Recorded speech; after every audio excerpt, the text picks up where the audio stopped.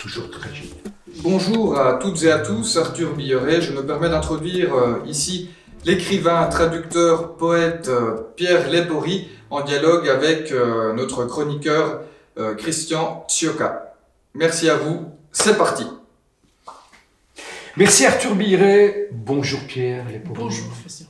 Une année 2022 qui commence sur les chapeaux de roue avec un spectacle théâtral, Le Voyageur insomniaque, sur des stances, des poèmes du grand poète italien Sandro Penna, que tu as mis en scène et qui a été présenté donc à Lausanne en janvier. Sandro Penna, nous allons parler un peu plus tard, grand poète, disais-je, que tu as traduit, nouvelle traduction. Il existait déjà des propositions de traduction des poèmes de Sandro Penna, mais permets-moi quand même de te présenter en quelques mots. Tout le monde ne te connaît pas, pas encore, Pierre. Alors, je dirais que tu es un enfant de 1968, tu y es né le 26 novembre, tu as vu le jour à Lugano, ensuite tu as entrepris des études à Sienne, à Berne, à la clé un doctorat en Theaterwissenschaft. Donc tu es docteur en sciences théâtrales, dramaturgiques. Ensuite, un diplôme en journalisme que tu exerces depuis plusieurs années au sein de la rédaction culturelle de Radio Suisse Italienne. Ça, c'est très important. C'est ta part critique. C'est bien pour ça que tu es dans Trousse Critique aujourd'hui. Et puis, tu as été aussi correspondant à Radio-Télévision Suisse, notamment sur Espace 2, la chaîne culturelle, où tu nous as gratifié de tes chroniques et de ton regard de poète, on peut le dire, d'écrivain. On pourrait aussi ajouter que tu es entré en littérature en poésie, avec un très beau recueil, quel que soit son nom, que tu as écrit en italien et qui a été traduit, et tu as reçu le prix Schiller en 2004 pour ce très beau recueil. Par ailleurs, tu es traducteur d'auteurs romans en italien, Monique Lédorard, Gustave Roux, dont tu as traduit Requiem. Ça, c'était une véritable prouesse avec une introduction de Philippe Jacotet, Claude Ponty. Et puis, tu as récemment, aux éditions Idécalande, proposé une monographie sur Luigi Pirandello. Et je crois que Pirandello, dans tes recherches les plus récentes, en lien, tu nous le diras, avec Sandro Penna, c'est important, par la culture queer que tu défends et que tu incarnes d'une certaine façon. Et puis, on n'oubliera pas aussi le livre CD que tu appelles avec un très beau velours sur Klaus Nomi, cet artiste absolument étonnant de la, comment on pourrait dire, wave, pop, New Wave américaine. Voilà. Et qui a enregistré dans les années 80, qui était donc allemand, Klaus Nomi, qui a fait un peu le tour de la planète et qui a certainement, Pierre, je pense que tu en seras d'accord, proposé la plus belle version du Cold Song d'Arthur Porcel, non, du roi Arthur, pardon. Il en a fait une version absolument fantastique. Tu as dirigé pendant plusieurs années la revue queer L'Hétérographe. Donc cette culture, on va en parler abondamment, j'espère. Bref, avec toi, pas moyen de s'ennuyer. Comment aujourd'hui, tu te dirais critique face au monde, face à la littérature? Est-ce que tu y es venu par quel biais en fait? Oui, je ne sais pas, c'est pas le mot critique qui me vient à l'esprit plus facilement quand je pense à... C'est trop français peut-être? Non, pas forcément. En italien aussi, critico, ça existe, critico letterario, critico teatrale, etc. Bien sûr, j'ai exercé la critique, surtout la critique théâtrale. Je fais beaucoup de chroniques à la radio, de critiques théâtrales, mais c'est vrai que, par exemple, pour ce qui est du théâtre, j'ai fait de la critique, mais je me concevais toujours un peu en historien du théâtre, c'est-à-dire j'ai fait des études d'histoire du théâtre, et j'ai donc une sorte de base d'assise en quelque sorte dans l'histoire. Donc par exemple, même comme critique de théâtre, bien sûr, on va pour la radio par exemple voir un spectacle, pour en parler, pour présenter un spectacle, peut-être aussi pour le descendre ou pour le défendre. Mais je ne crois pas que tu descends les autres créateurs. Ça Tu auras une arrive. critique plutôt, je dirais pas empathique, mais enfin, tu cherches toujours à sauver une création parce que tu es toi-même un créateur. Oui, c'est vrai, mais en même temps, par exemple, en travaillant à la radio, c'est pour ça que je ne refuse pas totalement le mot critique, parce que travaillant à la radio, je fais de la critique pour les auditeurs, pour les auditrices, Bien sûr. pas du tout pour les artistes, parce que bien sûr, j'ai des amis artistes et moi-même, je fais de la création théâtrale, mais celui et celle qui écoute la radio veulent savoir très, très concrètement si ça vaut la peine d'aller voir un spectacle, pour quelles raisons, et des choses comme ça. Donc, je pense que mon devoir, si je travaille à la radio, ou si j'écris comme critique, c'est de m'adresser à mon éditeur, mon lecteur, ma lectrice, etc.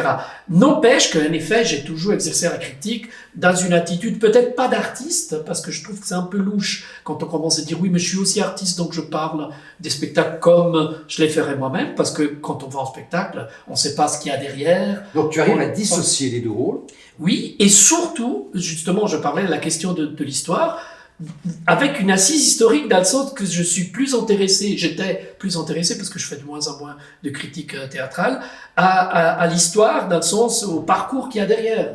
C'est-à-dire, bien sûr, je vais voir en Molière, disons, alors, classique, mais quel est le metteur en scène? Bien sûr, je vais voir Romeo Castellucci pour aller dans l'extrême opposé, c'est-à-dire dans Donc son ce grand metteur en scène italien, qui passe souvent notamment à Vidi, absolument, en Suisse romande. qui est très visuel, par exemple. Mais justement, ce qui m'intéresse comme critique, donc c'est pour ça que je mets des guillemets à critique, c'est l'histoire qu'il y a derrière, d'où vient Romeo Castellucci, d'où vient cette interprétation de Molière, qui est le metteur en scène, qu'est-ce qu'il y a derrière, quel type. Parce que ça ne sert à rien de dire j'aime pas quand on est critique. Il faut connaître un peu quel est le cheminement. Alors bien sûr, le fait que moi-même je fasse du théâtre me permet parfois d'avoir quelques détails en plus que je peux repérer, que je connais par la technicité du théâtre. Alors ça c'est intéressant, on va pas forcément parler que de critique théâtrale, Pierre Lepory. Cela dit, aujourd'hui, il y a une tendance assez lourde dans les mises en scène, dans les pièces, de tout actualiser dans un présentisme pour concerner le public aux grands problèmes de l'époque, mais de l'époque vraiment la plus contemporaine. On pourrait presque parler d'actualité liée au théâtre. Et toi, tu défends plutôt une perspective historienne avec une profondeur, des champs, enfin j'entends des plans qui aideraient le spectateur du théâtre à entrer dans une perspective plus longue. Oui, c'est un peu ça. Il y a un côté un peu pédagogique en quelque sorte. Je Oui, dis par exemple à la radio, je pense que la radio, je voudrais pas avoir l'air snob, mais la radio... En quoi c'est snob de vouloir un peu Bon, de profondeur? ça pourrait venir un peu d'en haut, je sais, et je vous transmets ce que je sais. Oui. Donc je voudrais pas donner cette impression, mais Okay. je pense que la radio, que j'écoute par ailleurs énormément, pour moi la radio, je suis tombé un peu par hasard dans la radio, mais je l'écoute depuis que je suis gamin. Je viens d'une province où il n'y avait pas de théâtre. Il y avait Le pas de Tessin concert, des années 80. Voilà, et il y avait la radio. Et à la radio, il se passait du théâtre, de la culture, des lectures, des choses géniales qui m'ouvraient. Et je pense que la radio a encore ce rôle-là de ouvrir au monde et peut-être aussi faire un peu de pédagogie des fois. Alors, l'enfant, parce que évidemment on se connaît, on a préparé cet entretien, l'enfant relativement solitaire que tu étais, au Tessin, écoutait, buvait les paroles radiophoniques, notamment du radiothéâtre, dans l'obscurité de cette chambre, et c'est par l'oreille que s'ouvre un monde pour toi quand tu es enfant. Oui, Par la radio. c'est très étonnant. C'est très étonnant. Alors, je n'étais pas un enfant très solitaire. J'étais solitaire dans le sens que j'étais un peu... Comment dire? J'ai grandi dans un milieu assez catholique, assez renfermé, provincial. J'ai su très tôt que j'étais homosexuel. Il y avait une différence, etc. Très tôt. Comment c'est ça? On sait, c'est comme ça. Ça, c'est la biographie. D'accord, ok. Je vais pas vous détailler ma biographie pour ça, mais c'est des questions culturelles, là aussi. J'essaye toujours d'avoir un regard, même d'historien, sur ma propre histoire. Mais je n'étais pas spécialement solitaire. J'ai toujours eu un caractère plutôt de quelqu'un qui va vers les autres. Bien sûr, j'avais une différence. Qui parle beaucoup. Voilà, c'est pas un hasard que je fais de la radio.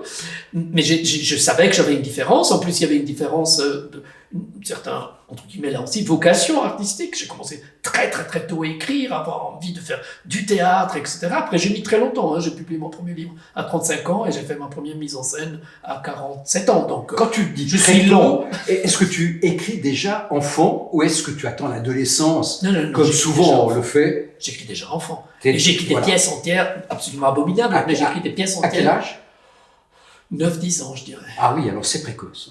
C'était précoce, mais je n'ai aucune idée de pourquoi je le faisais, parce que en fait, je vivais dans une famille moyenne, où bien sûr il y avait des livres et tout, c'était pas du tout on n'était pas en dehors de toute littérature, en quelque sorte, mais pourquoi j'ai commencé à écrire les premières pièces du théâtre vers justement 9-10 ans, en copiant honteusement les pièces, les boulevards, les vaudevilles, en dialecte tessinois, que je pouvais voir à la télévision, donc c'était vraiment très très très mauvais. Je n'en sais vraiment rien et cela ne m'a jamais lâché. Et des fois je suis un peu, si j'essaye d'être un peu historien et d'avoir un regard rétrospectif, je me dis mais c'est quand même assez étonnant. On parlerait de Sandro Penna. Sandro Penna, c'est un auteur que je lis depuis que j'ai 12 ans, 13 ans. Alors, bien sûr, c'était l'auteur homosexuel italien. Donc, il y avait une reconnaissance de ça à l'époque, d'accord. À l'époque, mais c'était un des rares. Je veux dire, on ne parlait pas dans ma famille d'Oscar Wilde, de Nijinsky ou des choses comme ça. Et il y avait, c'est un auteur très connu, donc il y avait dans le canon littéraire italien, Pasolini, Penna, etc. Et j'y trouvais quelque chose par rapport à ma propre recherche identitaire, là aussi peut-être entre guillemets, et je suis étonné de penser qu'aujourd'hui encore, je suis encore là à faire un spectacle sur Sandro Penna, à faire de la radio, alors que je vivais de la radio. C'est très étonnant, il y a des sortes de fils comme ça qui sont... C'est pour ça que je parle entre guillemets de vocation, parce que je ne pense pas avoir une vocation dans le sens où un jour je me suis dit « je serai poète », un truc un peu comme ça, un peu la colombe qui descend sur moi. Mais j'ai l'impression que j'ai toujours été déjà là-dedans, quoi, que j'ai commencé, dès que je pouvais écrire, j'ai commencé à écrire des pièces, des poèmes et des nouvelles. Mais ce qui pourrait frapper, Pierre, dans ta volubilité, cette capacité que tu as à dire les choses et les dire vite, j'aimerais quand même qu'on aménage quelques pauses. Donc cet enfant de 9-10 ans qui commence à écrire, cet adolescent qui va ensuite révéler son identité, ses choix sexuels, ça on le comprend bien, avec peine on va en parler aussi, dans une langue, parce que en fait tu es au carrefour de quelques langues. Ça j'aimerais qu'on en parle, c'est important. Tu parles avec tes parents le dialecte tessinois, ils te parlent également italien, la scolarité se poursuit en italien, et puis tu arrives en allemand avec les études que tu poursuis à Berne, et puis il y a le français que tu dis mal parler. Bon, j'ai de la peine à te croire, on n'est pas toujours obligé de te croire, mais enfin, il y a ce carrefour linguistique qui me paraît enrichir encore tes perspectives. Alors comment ça se passe tout ça, la poésie, j'aime bien le mot ça se passe. Ça se passe parce que bien sûr, en regardant en arrière, on peut se dire ah oui, mais tout était déjà écrit dans les étoiles. C'est même romantique de penser ça. Mais en fait, c'est des purs hasards de la vie que un jour on se dit bon ben voilà, je vais partir en Suisse romande. Là, vraiment. On en parlait avant de commencer cet entretien. Pourquoi je suis devenu journaliste? Aucune idée. J'ai fini l'université, j'ai étudié les lettres et l'histoire du théâtre à Florence et à Sienne. Donc c'est plutôt en italien que tu ancrais. Voilà, j'étais totalement ancré à l'italien. Normalement, à l'époque, on considérait qu'après ces études-là, on enseignait. J'ai commencé un peu à enseigner, je n'aimais pas du tout. Je suis tombé par hasard dans le journalisme. Ça m'a convenu. J'ai continué. À un certain moment, j'étais engagé à la radio. Et comme à la radio, dans un poste supérieur au mien... Radio suisse-italienne. Il y avait mon oncle maternel. Je ne pouvais pas travailler dans sa propre rédaction pour des questions de rigueur et déontologie journalistique. Et il m'a dit, mais je te propose de partir en Suisse romande à Lausanne. Je n'avais pas prévu du tout de venir en Suisse romande. Je suis arrivé en Suisse romande. Heureusement que la Suisse romande a bénéficié de tes talents. Non, mais heureusement qu'on est en Suisse où on peut transmigrer d'une langue à l'autre tout en restant dans son propre pays, parce que je suis arrivé en Suisse francophone, de la Suisse italophone, parce qu'il y a une radio de service public étatique qui a des antennes dans le reste de la Suisse. Donc, ça m'a permis les régions. Voilà, il y a des service régions. public, hein. Ça m'a permis de changer de langue. Mais je n'avais pas décidé de changer de langue, ni d'être plurilingue, ni d'écrire en français. Jamais j'aurais pensé de pouvoir écrire en français, de traduire en français, de m'auto-traduire en français. Tout ça vient tout seul. Je dis, vu maintenant, ça a l'air que je passe d'un truc à l'autre. Mais j'ai publié mon premier livre à 35 ans, j'ai fait ma première mise en scène à 47 ans, j'ai commencé à traduire vers le français il y a quelques années, alors que je vis ici depuis 25 ans, et en effet, je parle très mal le français, comme vous pouvez l'entendre, donc j'aurais pu m'y mettre un peu avant. Mais en fait, c'est comme ça, les occasions se créent. Ouais. Après, au fond... Ouais. Permets-moi de te citer. Voilà. Je m'inscris dans une démarche queer, tu vas préciser, qui révèle l'incertitude, le balbutiement.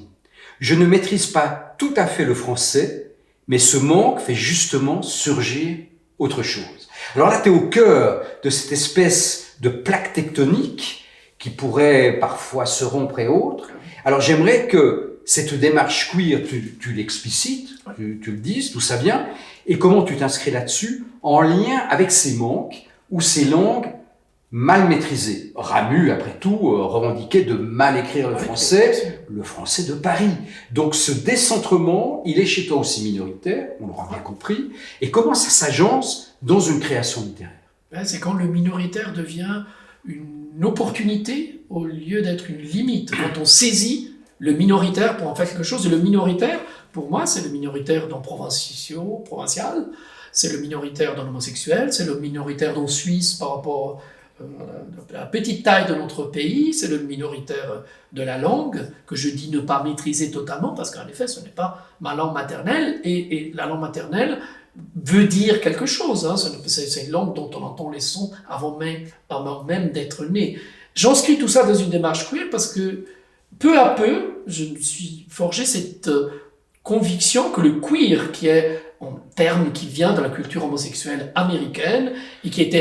Des années 70, 80 80 plutôt, hein, en soi c'est une insulte. Avant non, c'était plutôt une façon de dire étrange. Hein. On trouve dans Le Magicien d'Oz, il y a plein de choses qui sont queer. Ah ça c'est le film des années 40. Absolument. Les romans sont des années 20. Oui, et puis avec cette espèce d'entonnoir. Voilà, et c'est considéré très queer, et il y a plein de mots queer. Mais après, queer est devenu synonyme en Amérique surtout de fag, d'homosexuel, de PD, en fait c'est le mot PD. Et ça a été récupéré par les études queer qui ont été une façon de réélaborer la culture homosexuelle à partir d'une appropriation, on s'approprie de l'insulte, queer, qui était une insulte, pour en faire quelque chose comme justement une possibilité, une ouverture, une faille qui permet à celui qui est dans la minorité, qui n'est pas forcément que sexuel, de utiliser cette faille pour en faire quelque chose. C'est, au début du XXe siècle, les gueules noires, l'insulte que l'on adressait aux mineurs, et qui revendiqueront ces gueules noires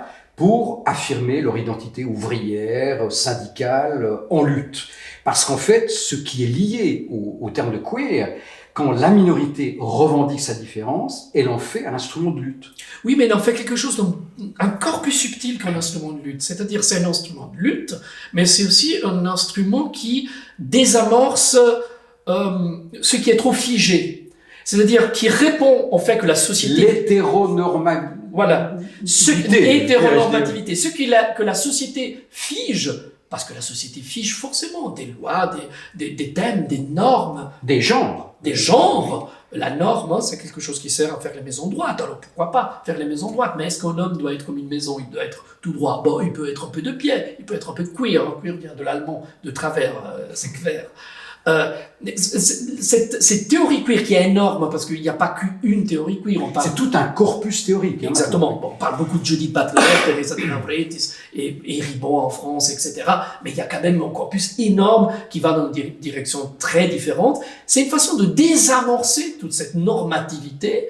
C'est quelque chose qui vient évidemment aussi de la French Theory, de Derrida, de Foucault, de tous ces penseurs, Deleuze qui ont pensé, Deleuze pour la littérature, Kafka, c'est pas le droit de mal écrire, c'est écrire dans une langue qui est minoritaire à l'intérieur de sa propre langue. C'est Deleuze qui écrit sur Kafka et qui le trouve minoritaire dans une langue. Il écrit en allemand. Ouais. Alors qu'il est tchèque, De Prague. dans une minorité juive. Absolument. Euh, Voilà, ou dans Derrida la parle Prague, de la fin. même chose par rapport à l'Algérie, etc. En italien, tu utilises volontiers un terme, scarto. Oui. Ça veut dire l'écart. Mais scarto, c'est plus large, si j'ose dire, que ce seul petit écart. Surtout ça en son double sens. Un scarto en italien, c'est à la fois ce qu'on jette. Scarto, c'est gli scarti. C'est le déchet. C'est le déchet. Ok. Et c'est le scarto, l'écart.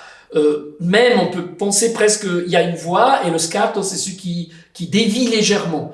Donc à la fois c'est quelque chose qui est refusé, le scarto, le déchet, mais qui se réapproprie en disant oui je suis en déchet, peut-être pour la société, les hommes en femmes de Foucault, je suis en déchet pour la société, Oui. mais j'en fais quelque chose qui fait un écart, qui crée de la différence pour utiliser en termes de Derrida justement, quelque chose qui est dans la créativité. Ça devient de la créativité. C'est pour ça que pour moi, queer n'est pas simplement un terme qui a à faire avec une minorité sexuelle. C'est un terme qui a à voir avec la littérature, avec la langue, avec toutes les questions coloniales, néocoloniales, postcoloniales, etc. C'est un terme qui est extrêmement large, extrêmement ouvert et créatif. C'est ça qui m'intéresse. Alors, cette créativité, donc cette positivité dans la création, est-ce qu'elle s'origine dans cette conscience de sa différence, de son écart et de la négativité que lui oppose la société quand on est homosexuel, quand on est traité enfant, adolescent de PD, ou quand on est racialisé aussi. Ou racialisé, évidemment. On en parle beaucoup maintenant dans les études décoloniales, qui essaient de reconstruire une autre appréhension de l'histoire. Est-ce que quand on est dans cette positivité de la création, la négativité que opposait ou que fustigeait la société devient encore plus porteuse. Cette créativité est encore plus forte d'une certaine façon. Ah, de toute façon, la créativité, si on pense à la littérature, si on pense à tous Ou les à arts, laquelle on va venir avec est Pénard, déjà bien sûr. une question d'écart, est déjà une question de faille, est déjà une question qui naît dans la déroute, qui naît... Alors, il y a toute une partie des études queer, par exemple, qui ne sont pas...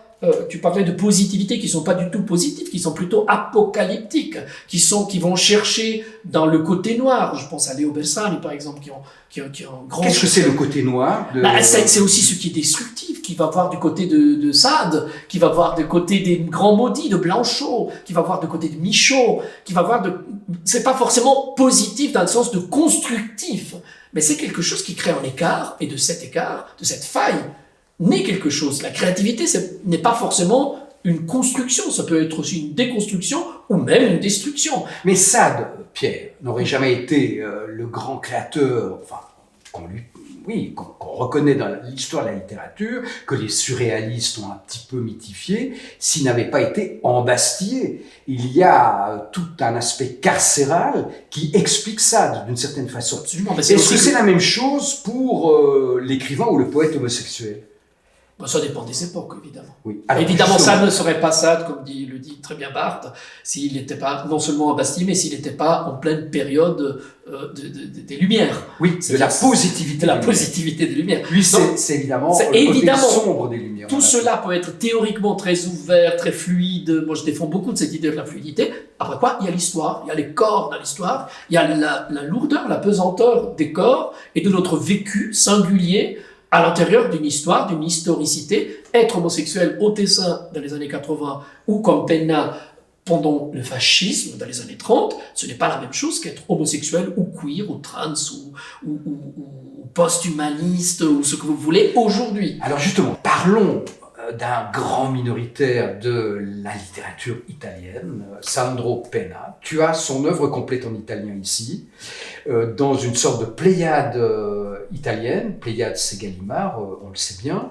et ce Sandro Penna, que tu fréquentes depuis ton adolescence, est très important en Italie. On le connaît moins dans la sphère francophone, malgré des traductions, malgré une réception plutôt, je dirais, dans des cercles lettrés à Paris et ailleurs. En quoi Penna est à la fois minoritaire et central dans la poésie italienne du XXe siècle. Ouais, alors Pasolini, qui était son grand ami, parlait de lui comme d'un saint anarchiste, ou anarchique, parce que le mot anarchique en italien veut dire soit anarchiste, soit anarchique. C'est déjà fluide. Voilà, c'est déjà fluide, donc c'est en anarchiste, disons. D'accord. Il est né en 1906, on le précise. Il est né en 1906, il est décédé en 1977. Donc c'est un exact contemporain de Lucchino Visconti. Absolument. Sur lequel j'ai écrit mon mémoire d'université à l'université de Sienne. Ça, c'est pour l'histoire du XXe siècle. C'est pour l'histoire du XXe siècle. C'est un poète assez étrange et étonnant, vraiment à l'écart, dans le sens qu'il a fréquenté tout ce beau monde, non seulement Pasolini, mais Elsa Morante, Moravia qui lui vouait en culte, Eugenio Montale, prix Nobel de littérature, qu'il a en partie découvert, Umberto Saba, qui est vraiment son découvert, qui est un très grand poète italien. Il a traversé ce grand monde de l'après-guerre littéraire, même si tout ça commence sous le fascisme, hein, donc dans les années 30, dans les grands bistrots de rencontres des écrivains, les Giubberos à Florence, ces cénacles de gens de lettres. Il a traversé tout ça, il venait de la province. Voilà. Est-ce que c'est l'équivalent d'un café de Flore à Paris? Est-ce que c'est exactement ces centres où les écrivains se retrouvent, absolument, avec échangent et font la notoriété de l'établissement? Et publient des revues, lesquelles revues créent des collections qui deviennent des éditions, etc. Donc il faut un réseautage. Voilà, il faisait partie de tout ça. Et en même temps, il était un peu à l'écart. Homosexuel notoire, parce qu'il ne s'en est jamais caché. Par ailleurs, il se définissait plutôt pédéraste, parce que pour lui, c'était relié à l'amour grec, au grand mythe gidien de l'amour grec. Donc ça, c'est le début du XXe siècle aussi. C'est le début du XXe siècle. Avec Gide, avec Cocteau, avec... Cocteau, le Corridon, le livre blanc de Cocteau, et Proust d'une certaine façon. Et Proust d'une certaine façon. Il faisait partie de tout ça, et en même temps, il était à l'écart, parce que justement, il ne voulait pas... Il disait de soi-même qu'il était le plus grand poète lyrique du XXe siècle, mais il considérait que donc il n'avait rien à faire pour... Donc il ne voulait même pas publier ses livres. On lui arrachait les poèmes, disait-il. Alors, il y avait une certaine coquetterie. Hein. Oui, on lui arrachait ses poèmes et on allait les publier. Il n'était jamais content de ses livres. Tant et si bien qu'en 1973, l'éditeur Gazette lui dit « Maintenant, tu décides toi-même quels sont tes poèmes. » Il lui fait faire son livre de 1973. Alors Pierre, donc il est reconnu par ses pairs, absolument, qui sont de Pasolini, Saba, Montale, donc tous ces grands noms, qui font sa notoriété dans un petit cercle, parce qu'il ne deviendra pas aussi célèbre que ces noms qu'on vient de citer. Absolument. Et puis, tu viens de dire, parce qu'il faut maintenant, aujourd'hui, en 2022, il faut quand même, avec toutes les affaires qui tournent autour des abus sexuels dans l'Église catholique, dans certains cercles, qu'on soit quand même assez précis. Lui se revendiquait pédéraste et non pas pédophile. Alors, il faut quand même qu'on précise la chose pour pas que ce fauteuil jaune devienne un rectangle jaune pour nos auditeurs et puis qu'on soit quand même assez clair sur ces notions. Revenons au début, la question historique. Oui. Penna écrit et se conçoit en tant qu'homosexuel, parce que c'est clairement l'homosexuel d'un terme moderne, à l'idée moderne de la chose, dans les années 20-30, sous le fascisme, où les homosexuels étaient envoyés au confino, donc c'était en exil. En exil, absolument, sur les îles. Donc c'était absolument interdit par la loi. Et une journée particulière d'Ettore Scola, qui est plus tard, c'est après la guerre, mais c'est magnifique. Nous montre effectivement comment un homosexuel peut être frappé par les milices fascistes. Absolument. Et envoyé en ou les lunettes dorées les Occhiali d'Oro de Bassani, qui est un roman magnifique sur le même thème. Okay. Voilà, ça, il vivait, comprendre. Il vivait dans cette époque et sa représentation culturelle, sa façon de se concevoir en tant qu'homosexuel était celle portée par Gide, par Hirschfeld en Allemagne, avec son institut de sexologie à Berlin, sur lequel a écrit d'ailleurs Nicolas Vernon, et qui a été détruit par les autodafés du nazisme. Hein. C'était le premier autodafé bibliothèque brûlée, c'était celui de l'institut de sexologie du docteur Hirschfeld. Alors, à cette époque-là, pour trouver une manière de concevoir l'homosexualité qui ait des atouts culturels, parce que c'était des gens de culture, la référence était celle de Gide et d'Hirschfeld à l'amour grec. Et l'amour grec, comme... Référence à la Grèce, antique. Et du rapport entre l'adolescent et son maître. Et son maître, qui a été étudié très longuement par Foucault, par exemple, qui arrive à des conclusions très claires. Hein. Il dit, voilà, ça c'est un système d'éducation de cette époque, on ne pourra jamais penser que ce système signifie qu'aujourd'hui on pourrait se dire c'est magnifique, on va tous les maîtres vont avoir des jeunes élèves prépubères et on va les éduquer à travers la sexualité. Foucault était très clair là-dessus. N'empêche que si Pénat à l'époque se considérait pédéraste et pas homosexuel, c'est parce qu'il considérait qu'il pratiquait l'amour grec. Donc, en effet, il avait des amants plutôt jeunes, mais là aussi, il faut être assez historique. Plutôt jeune, c'est-à-dire 15 ans en 1930, ce n'est pas les 15 ans d'aujourd'hui.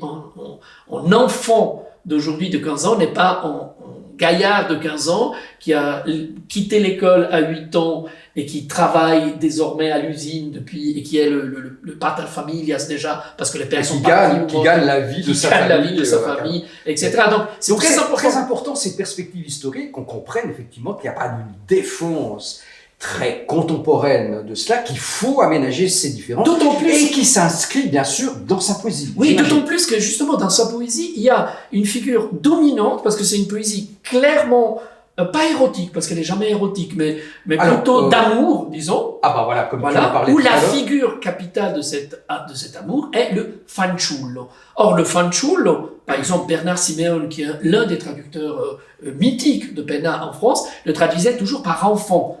Mais ça n'a rien à voir avec l'enfant d'aujourd'hui. Le fanciullo, déjà, c'est une figure poétique, de cristallisation poétique, d'une figure d'ange presque sans sexe, même si... C'est l'éphèbe.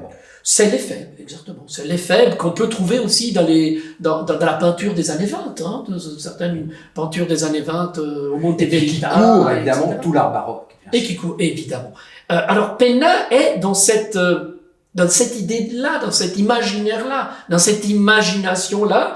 Donc, sa poésie, ce n'est pas une poésie érotique qui a pour cible des enfants. C'est une poésie qui mythifie une sorte d'ange qui passe dans les rues, c'est toujours des figures de marins, de militaires, de jeunes hommes insaisissables qui apparaissent et disparaissent, ce qui fait de sa poésie, en effet, quelque chose de très étonnant aujourd'hui, parce qu'on la lit, on voit passer tous ces jeunes hommes. Personnellement, j'ai préféré dans ma traduction pour les éditions d'Abba traduire toujours par garçon, presque toujours, parce que des fois garçon, quand c'est ça L en garçon, ça fait un peu qu'on est au bistrot pour rappeler le garçon, donc des fois j'ai dû mettre jeune homme, garçon, ça faisait un peu, s'il vous plaît, au café, ou mon garçon, ça fait un peu mon enfant, donc d'accord. Okay. Quand on traduit, on doit toujours être un peu fluide, sinon ça va pas du tout, oui. Mais en effet, c'était très important dans cette nouvelle traduction de bien cibler l'effet d'époque aussi de cette poésie. C'est une poésie qui a son histoire, qui est très ancrée dans son histoire. Pénat, de fait, a vécu jusqu'aux années 70, mais il a écrit, de fait, jusqu'aux années 40-50. Oui, il meurt en 1977, en janvier exactement. 1977. Mais il écrivait déjà plus depuis des années, voilà. Et en plus, il était cloîtré dans sa maison depuis 15 ans, depuis la mort de sa mère, avec lequel il vivait, tout comme Pasolini par ailleurs. C'était des homos qui vivaient avec leur mère, et souvent de la retraite de leur mère, pas Pasolini, mais un peu Pénat, depuis la mort de sa mère et le départ de son compagnon, Raffaele Cerino, qui a vécu avec lui pendant 15 ans, Pénat se terre dans son appartement, dans un désordre. On voit des archives d'ailleurs que tu as proposées en lien, disons, dans les coulisses du spectacle Voyageur insomniaque que tu proposes donc au Théâtre de 21 sur les traductions que tu as fait de ces 158 stances, c'est des tout petits vers ou des grands poèmes, donc de ces 158 poèmes que Pénat lui-même avait retenus comme le florilège des écrits poétiques qu'il préférait. Et qu'il disait pour la postérité, si postérité il y aura. Voilà. Si on va encore me lire. Non, si postérité il y aura. Ce que je voulais dire, c'est qu'on voit dans ces archives, donc des quelques films où on croque Pénat, il vit dans un capharnaüm absolument indescriptible. Il recevait sur son lit complètement confiné, et on se dit, mais quel étrange bonhomme, une sorte d'extraterrestre. Et c'est bien de cela qui vient le projet théâtral. C'est-à-dire, bien sûr, je suis un lecteur de Pénat comme toute une génération et comme beaucoup d'Italiens, parce qu'il fait partie des anthologies scolaires, c'est un monstre sacré en Italie. Donc on l'étudie ces poèmes d'amour à l'école. Sans problème. Alors, bien sûr, pas les plus proches de l'érotisme, parce qu'à l'école, à la bien sûr, voilà. Mais quand même, c'est vraiment très, très, très connu. Donc je le connaissais bien, je le lisais beaucoup. Et on joue, je suis tombé sur ce film qui s'appelle Umano, Troppo Umano, qui est un très beau film des années... Humain, trop humain. Voilà, des années 70, où on voit Penna sur son lit, dans sa maison, dans ce Capharnaüm. On savait qu'il vivait là, qu'il se shootait aux médicaments en mélangeant, en faisant des cocktails bariolés de toutes sortes de médicaments psychotropes, donc il était vraiment un peu shooté, le pauvre. Et je vois ce film, et je dis, mais c'est un personnage théâtral. Et c'est là que j'ai eu l'idée d'en faire une pièce de théâtre que j'ai aussitôt proposé à un comédien que j'aime beaucoup, que Jean-Luc Borja, avec lequel j'avais déjà travaillé, qui avait joué dans mon premier spectacle, qui est tombé sous le charme de ce poète. Il a lu toute la poésie qui était disponible en français, et le projet s'est développé à partir de cette image de ce poète, mais complètement décati, démuni, et en même temps... Qui se disait lui-même fané.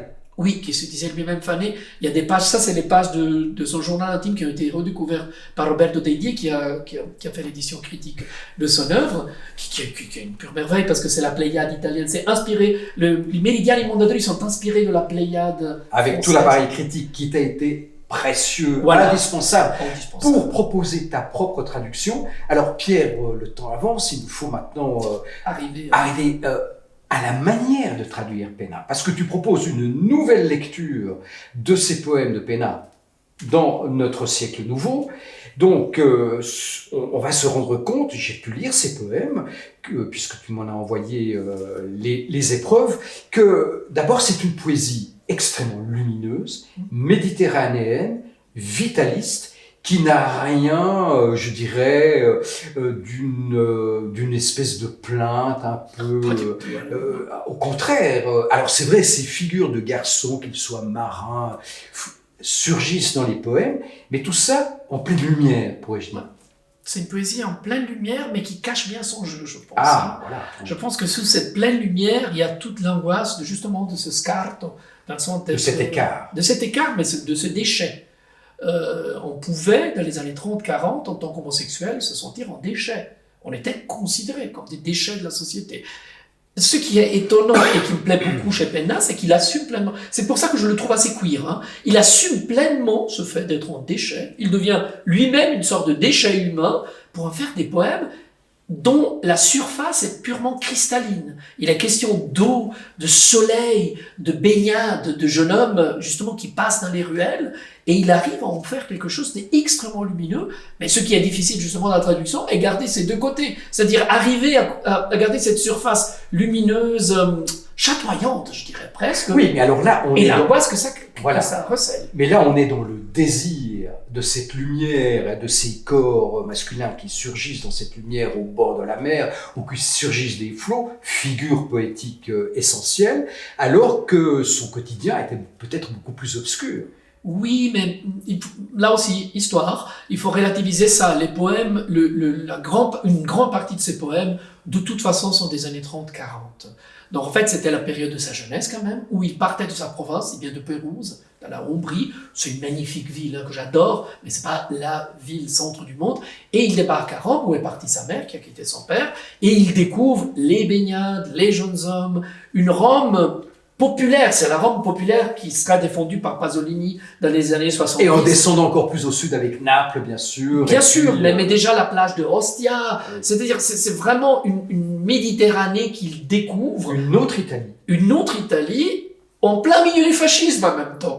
Donc il y a cette ambiguïté, mais c'est clair que Penna chante quelque chose qu'il vit sur son corps. Parlons-en de l'ambiguïté fasciste par rapport à la masculinité, par rapport à la statuaire, par rapport à tout ça. On pourrait aussi en parler. C'est extrêmement complexe. Alors, non seulement fasciste, le nazisme aussi. Bien sûr. Il y a le fameux livre de Georg Mans sur les jeux sportifs des nazis. Bien sûr, absolument. L'opposition une certaine conception de la nudité grécisante ou romaine pour Mussolini, etc. Et pour Penna, c'est autre chose, c'est un autre Pour Penna, c'est autre chose, parce que lui, il se sait marqué par ce saut.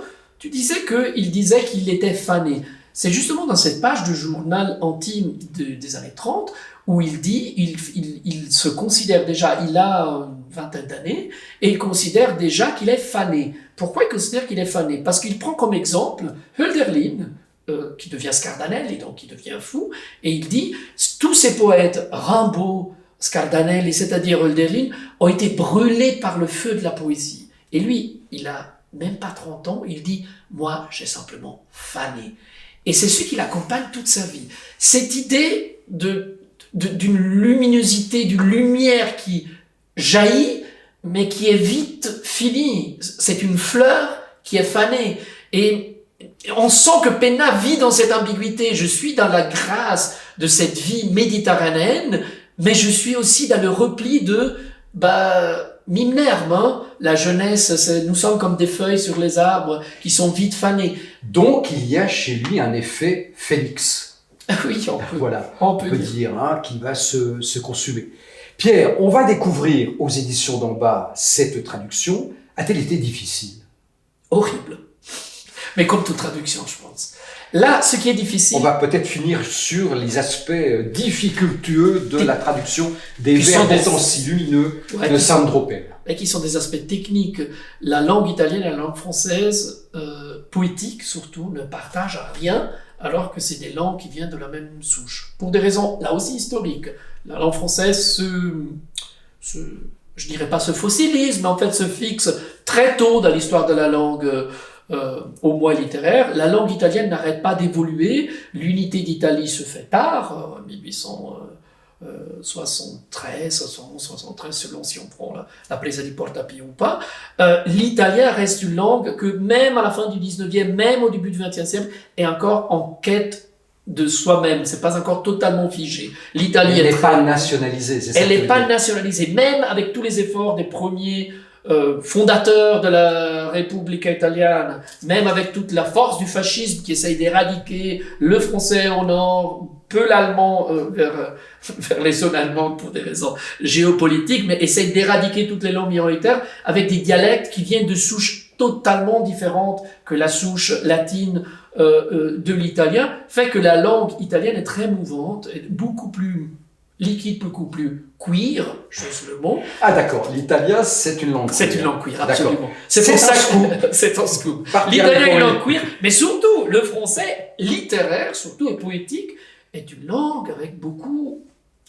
elle est plus canonique. Elle est beaucoup plus canonique. Elle est figée dans l'alexandrin, que Baudelaire va magnifier et que les symbolistes vont évidemment, d'une certaine façon aussi écarté. Alors, la langue de Penna est une langue poétique qui s'appuie sur des pieds et sur un vers qui est le vers typique de l'italien littéraire, qui est l'endécasyllabe. C'est le vers de la Divina Commedia. C'est le vers de 11 pieds. C'est le vers de 11 pieds, sauf que les pieds italiens sont beaucoup plus souples par rapport, je dirais aux pieds français. Les césures se font un tout petit peu plus librement, je dirais. Et surtout, l'endécasyllabe, c'est un vers extrêmement narratif.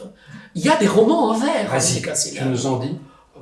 Signorina felicita a quest'ora scende la sera nel giardino antico, scende un ricordo del mio cuore amico e ti rivedo e Ivrea rivedo la cerulea d'ora e quel dolce paese che non dico. C'est des endécasyllabes parfaits. Guido Cozzaro, la signorina felicita. Ma nel mezzo del cammino di nostra vita mi ritrovai per una selva oscura che la diritta via era smarrita. C'est évident que ça sonne pas comme un alexandrin français. Ça sonne comme une langue... On rigole souvent en italien en disant que l'endécasyllabe parfait, c'est mangiando pane burro e marmellata, en mangeant une tartine de pain beurré avec la confiture. C'est versifié, c'est rythmique, mais c'est un rythme qui épouse la langue. C'est pour ça que les fanatiques d'opéra disent que la seule langue de l'opéra peut être l'italien. Parce qu'évidemment, Monteverdi épousait la langue italienne. En plus, c'était un devoir pour lui de réagir à la musique polyphonique et d'épouser la langue dans son mouvement. Il y a un mouvement naturel de la langue. Alors, comment tu t'y es pris pour restituer, pour rendre à Penna sa musicalité, qui soit aussi ta propre musique, Pierre? Alors, ça a été très difficile et je ne suis pas sûr d'y être arrivé. Et on va finir un peu là-dessus. Voilà. Et je ne suis pas sûr que ça soit réussi dans tous les poèmes. Parce que j'ai décidé... 158 poèmes ou stances. Voilà. Petit fragment poétique. Surtout, c'était les 158 que lui-même a décidé de choisir pour la postérité. En 1973, chez Garzanti. Exactement. Il choisit, donc il bâtit son propre... Donc j'ai décidé que j'y allais complètement, je traduisais, même si là-dedans il y a des poèmes que moi-même je n'aime pas spécialement, j'y allais jusqu'au bout. Oui, tu as pris le corpus. J'ai pris le corpus et je me suis dit, c'est ça le corpus qu'on doit traduire. Après, ça se passe comme pour tout traducteur par étapes. J'ai fait une première traduction en décasyllabe français, en respectant les rimes et les rejets. 10 pieds, Oui. en essayant de respecter les rimes et les rejets. Vous imaginez, ça donnait des versions totalement biscornues, totalement incompréhensibles, où cette légèreté, cette singularité, même Italienne ne italienne, pouvait pas passer en ne français. passait pas en français. Et après, je suis parti de ces versions-là, et j'ai travaillé en changeant les rejets, en écoutant aussi mon oreille, quand nécessaire, en m'écartant des fois du texte original si c'était nécessaire. Je ne suis pas un traducteur sourcier, et par ailleurs, ces textes sont publiés dans une collection chez les éditions d'Ampa, qui se revendique comme une collection où les traducteurs sont des auteurs et mettent le nom de traducteur de la même taille de l'auteur, ce qui est presque gênant quand on traduit D'où aussi une grand préface poème. éclairante dans ce volume et ta propre postface. Et il y a de toujours traduction. une postface du traducteur qui explique quelle est sa démarche de traduction. Donc voilà, par étapes, je suis arrivé à des versions qui ont leur rythme interne, qui est assez calqué sur le décasyllabe, parce que c'était la première version, mais avec des écarts. Parfois, je me suis amusé à moderniser des passages, parce que il y a aussi de l'ironie chez Penna.